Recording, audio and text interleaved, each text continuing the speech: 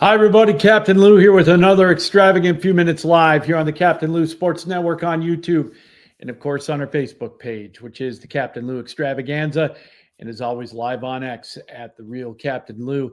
Hey, we invite you to subscribe to our YouTube channel, which is the Captain Lou Sports Network. You get all of our great programming, all of our Extravagant Few Minutes episodes live and archived. And of course, the Extravaganza with yours truly, my tag team partner, Mitch Bernstein.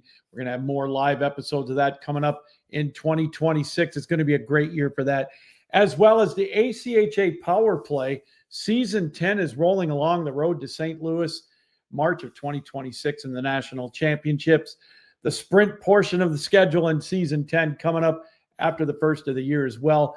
Some showcase tournaments, regional tournaments, all of that leading up to the national tournament in St. Louis. We got it all covered right for you on the ACHA Power Play. To get all of those shows, make sure that you subscribe to our YouTube channel, which is the Captain Lou Sports Network. And of course, we are powered up by Belly Up Sports. It's great to be back with the crew there. A lot of that coming up again as well in 2026. Every Extravagant Few Minutes episodes and all of our shows here on the Captain Lou Sports Network brought to you by SeatGeek.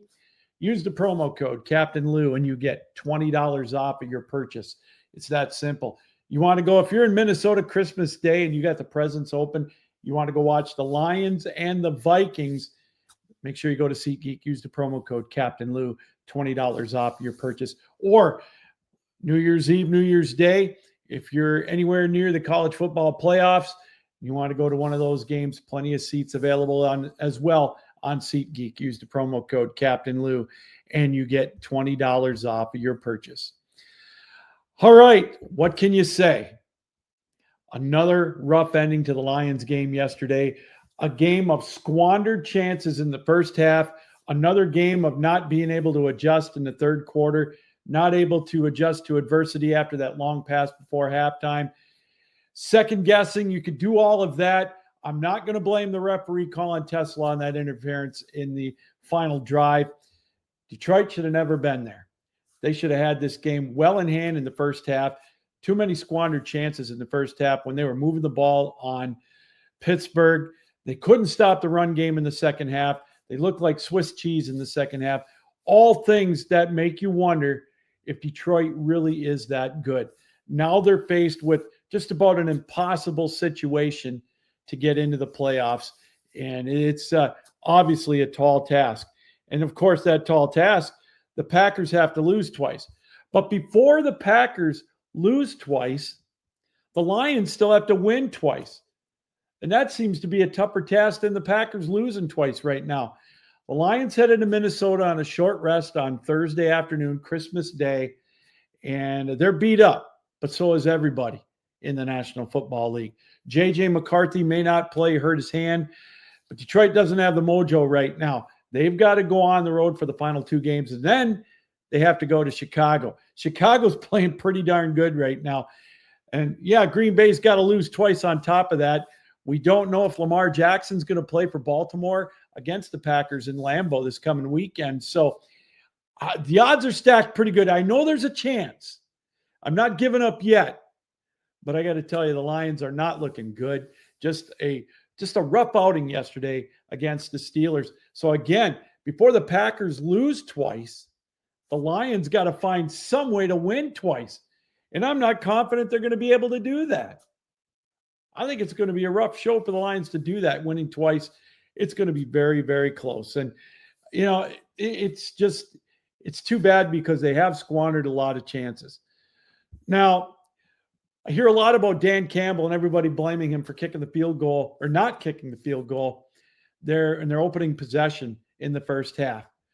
Well, for those of you that think Dan Campbell's going to change his ways and not go for it on fourth down, you haven't watched the Lions enough. He was so successful with it in the beginning of his tenure as the head coach of the Lions. He's not going to change his ways. He's going to go with analytics. Now, yeah, you can look back on it and say if they would have kicked the field goal, all they would have had to do is kick a field goal. This isn't the first game that Detroit has been faced in this situation. And if you think Dan Campbell's going to change his ways and start kicking those field goals or punting on 4th and 4 or not going for it, he's not going to change. This is how he got Detroit to where they were, winning some games, giving us a taste of being a successful football program after decades of futility. There's no way Dan Campbell's going to change. It's not going to happen. He's going to go for it on 4th and goal from the 2, or 4th and 1 from the 35, or 4th and 2 from the 19, or 4th and 1 from his own 40. That's just Dan Campbell. He's going to stick with that. He's not changing for anybody.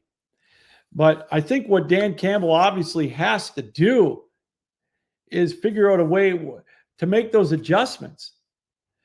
Now, I had a question from a family member last night and asked me to bring it up, and I'm going to bring this up, is what is it with these opening possessions in the third quarter of the last couple of games? Now, I understand maybe against the Rams 2 weeks ago or whatever, but yesterday they're able to get the turnover on the Steelers. They've got a 1st and goal from the 2. Those 3 play calls were scary. Now, that opening play call with that, I don't know what you call those swing pass to Jahmyr Gibbs. What the hell was that? And then second down that pass, but you could see that the Steelers were going to bring the house because Detroit's offensive line, they're a sieve right now. And it happened last week. Why have they abandoned the running game? 15 yards rushing, minus 3 yards or 3 yards in the third quarter, not even a first down. It's like the other team makes an adjustment, Detroit doesn't. And that lies squarely on Dan Campbell there. I'm going to give him a little bit of heat for that. But Tim's right. They've got to do something different. Now, I know the Lions have an opportunity still. We just talked about it. You know, they can win out and the Packers lose out and they'll get in. But those chances are slim and none, and Slim's packing his bags to leave town. I'll tell you that much right now. So they've got the short turnaround against Minnesota on Thursday night. We talked about that. We'll see what happens with the Vikings. You know, it's crazy as it sounds, the Lions could end up in last place if they lose these last 2 games and the Vikings win the next 2. That's crazy. 3 weeks ago, we're saying, well, the Lions got a really good shot of making the playoffs, a shot to win the division. They could finish in last place. Who would have thought that? And that's really going to put Brad Holmes on the brink. He's teetering with this fan base right now, with giving Detroit a taste of winning. And so, yeah, it's going to be interesting to see what happens. And you talk about the Bears. The Bears are in the playoffs. They clinched the division with the Lions loss yesterday, or they clinch a playoff spot, rather. Now they can clinch a division with 1 win or a Packers loss. And Chicago's got an outside shot at the number 1 seed. I don't think they're going to get it, but they're going to be positioning themselves for probably the 2 seed in the NFC. So they'll get a home game, potentially 2 home games, should they win. They got to get through Detroit, which, you know, I think they're going to do that. I don't see Detroit going into Chicago right now. Chicago's got the mojo. They've got that winning confidence. Such a huge win against Green Bay in magical fashion in overtime. But Chicago right now has got a playoff spot clinched. And finally, in the world of the NFL, who on your bingo card had Jacksonville and Seattle as the potential number 1 seeds going into the NFL playoffs? Jacksonville with a huge win yesterday in Denver. I know they're not the number 1 seed now, but if they win out, you never know. They've got the mojo on their side.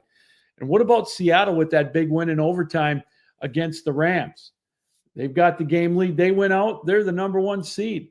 San Francisco still has something to say about that. That's why Chicago is going to get all they can handle this week against the 49ers. And obviously the scenario, they don't have to worry about the Lions anymore with that game in week 18. So we'll have to wait and see on that. But who had Seattle and Jacksonville as the number 1 overall seeds? Now, I know New England and Denver have something to say about that in the AFC. And, of course, the San Francisco 49ers and the Rams both still in the mix for that. And slightly the Chicago Bears too. But fun to watch. It just shows you that the NFL right now is so wide open.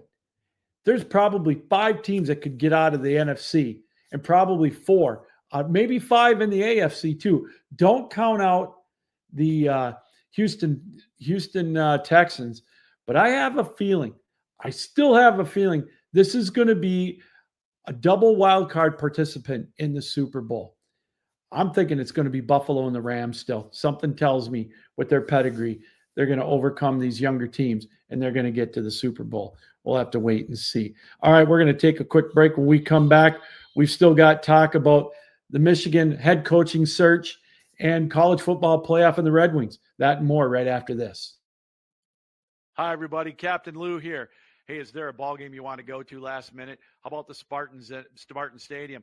Go to the Big House to watch the Wolverines. Is there an NFL game you want to go to? Lambeau Field, Ford Field, wherever, Baltimore. How about the Tigers for the pennant drive? Well, go to SeatGeek. Get those tickets there. Use the promo code Captain Lou right on the screen, and you'll get $20 off of your purchase. It's that simple. So go to the Spartan game. Go to the Big House. But use the promo code Captain Lou at SeatGeek, and you'll be all set.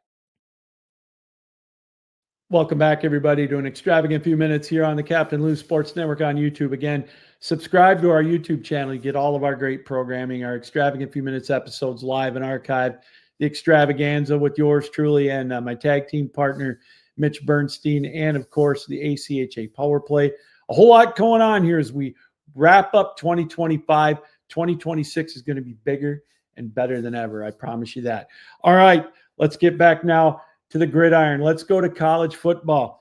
And Biff Poggi, the interim head coach at the University of Michigan, had this to say in his press conference. He said Michigan athletic director Ward Manuel told him that there will be a head coach in place by the bowl game, by the Citrus Bowl, which is going to be on New Year's Eve against Texas.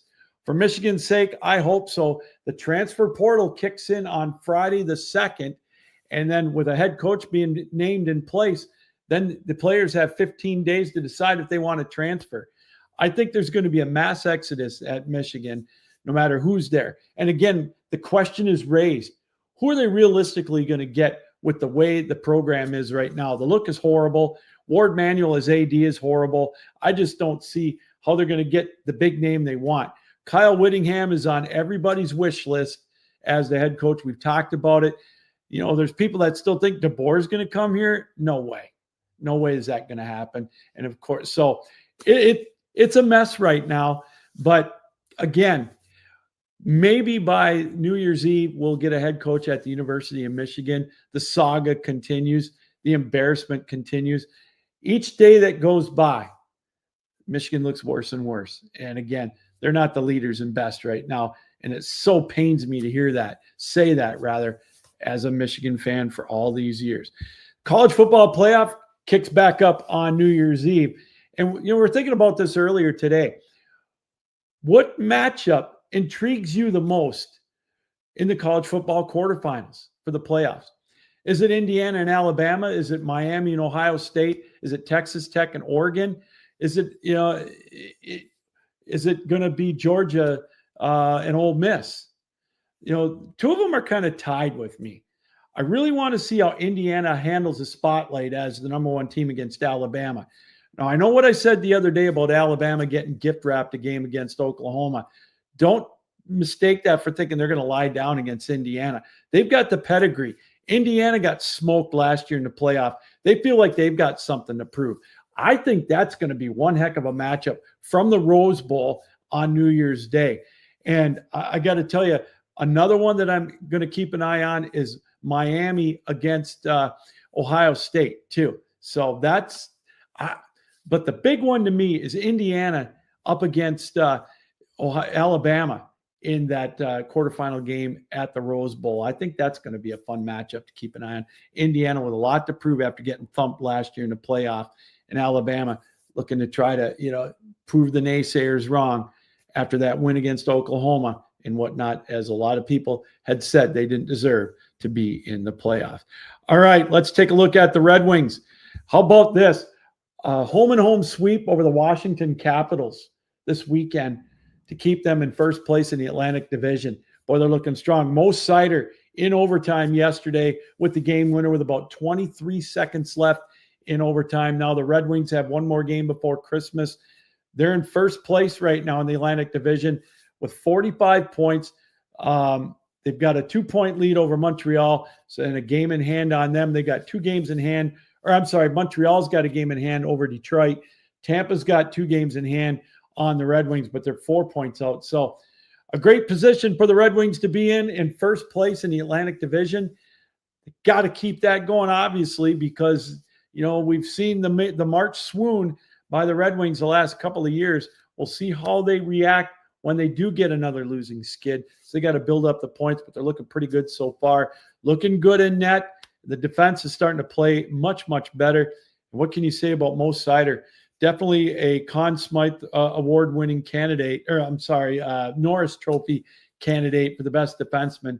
He's been playing very, very well of late. So the Red Wings in first place. But when you talk about first place teams, how about the Avalanche? Taking a look at the standings in the NHL, the Avalanche have played 35 games like the Red Wings, or they're 2 games in hand on the Red Wings. 26-2-7.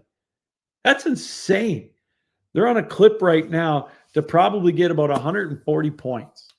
Now, that's going to be an awful lot to ask for, but they're definitely going to run away. If they keep this up, they have to keep it up because they're only 4 points ahead of the Dallas Stars, the 2 top teams right now in the Western Conference, in the National Hockey League for that matter, and the Minnesota Wild are in third place with 49 points. The Wild right now would be in first place in any other division in the National Hockey League with 49 points. But the Avalanche right now, 26-2-7. Best record in the National Hockey League, a torrid pace for the Avalanche. And how many of you had the Maple Leafs in last place in the Atlantic Division? Now, granted, they're only 10 points out of first, and it's early, but Craig Berube's on the hot seat in Toronto. That's the last thing you want to do in the hockey mecca that is Toronto. Or in Canada, anyways, where they're so fanatical about it. But it's maybe Mitch Marner wasn't the problem one of the problems after all in Toronto. But right now they find themselves stuck in last place. All right, before we go tonight, Monday Night Football, as we take a look at the playoff picture in the NFL, let's take a quick look at that as the NFL standings, the playoff picture in the National Football Conference, the NFC. We talked about it, Seattle with the number 1 seed. San Francisco's clinched a playoff spot, but they want to stay 1 game back of Seattle because they're going to play each other one more time. And they've got a chance at that number 1 seed. In the season finale, they're going to take on Seattle. So this is a big win for them. They're going to take on Indianapolis. In Indianapolis, they're hanging on to their playoff lives. They lose, they're done. They'll be 8-7. They've got the ageless one, Phillip Rivers at quarterback. That's what they're down to. And again, San Francisco looking to keep that first place. They've got aspirations of first place in the division and the number 1 overall seed. And so they're like a game and a half of Seattle, a game and a half, but with a win tonight, there'll be a game out. Denver and New England tied right now for the top spot in the AFC. Denver has the tiebreaker based on record with common opponents, but lurking behind them, as we mentioned earlier, the Jacksonville Jaguars at 11-4. Seattle, the number 1 overall seed. Chicago, the 2 seed. It's crazy to think the Bears still have a shot at that number 1 seed. So much at stake still. But tonight, a big game for San Francisco. Take the 49ers. They're a 4.5-point favorite on the road at Indianapolis. I just think they're going to have too much firepower for Indianapolis. I know they've got Jonathan Taylor do the Colts, but that's it. And I think San Francisco is going to beat them tonight. So take the 49ers, laying the 4.5 against the Colts. All right, that's going to do it. I want to thank everybody for taking time out to be with us here on the Captain Lou Sports Network for this extravagant few minutes episode. We'll be back for a quick episode before Christmas to wish everybody a Merry Christmas. But until then, Captain Lou saying keep your heads up, keep your sticks down, keep your feet moving, and as always, keep your minds open. So long.